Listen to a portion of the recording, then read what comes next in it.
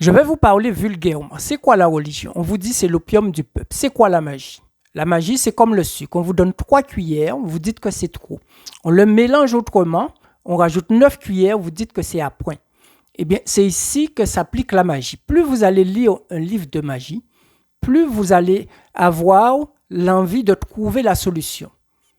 Et pas du tout. On vous dit que le véritable, il y a la ressemblance qui est originale dans vos rêves et nous sommes sur la terre, la ressemblance seulement.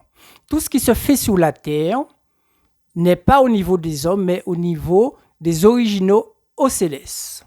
Et M. Kalala Omotunde a dit que c'est Cadmos qui a dû amener les Écritures. Et que lorsqu'il a lu quelque chose dans le livre, lorsqu'il a voulu relire, ça a été enlevé.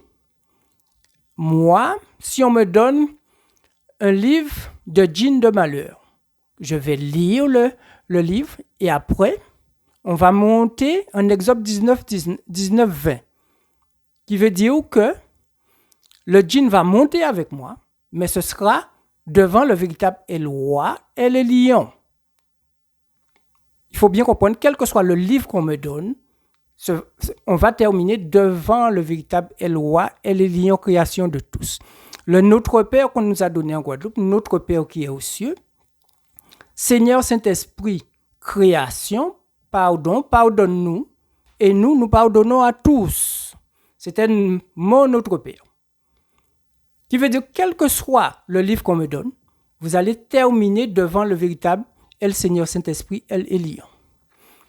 Et sur les réseaux sociaux, vous voyez qu'il y a des hommes qui vont chasser des esprits. Lorsque vous lisez Matthieu 10, 20, vous allez voir qu'il est écrit que le véritable El Seigneur Saint-Esprit, El Vérité, qu'on appelle le consolateur, qui est en réalité le véritable El Vie, El Vérité, qu'enverra le véritable El Roi, El Parole, El Elion Création, ici pardon, c'est lui qui parlera de votre bouche à vous, de votre parole, lorsque vous en avez besoin directement. Je vous souhaite une bonne journée.